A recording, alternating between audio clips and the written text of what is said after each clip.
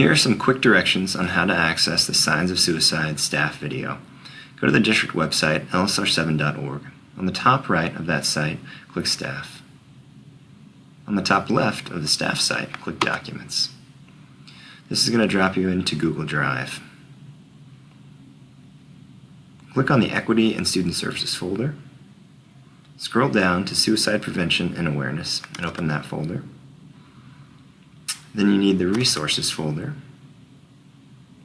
So you open that one. At the bottom, you'll see SOS Training Resource Access. Open that document. In that document, you'll see the link you need and then the login credentials. Click the link.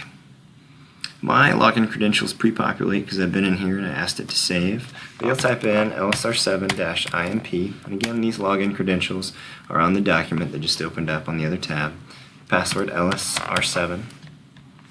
Log in. Elementary and middle school, we'll click middle school. High school, we'll click high school. Elementary friends, clicking the middle school program, we'll then click staff training. And then down here we'll see the video to show staff.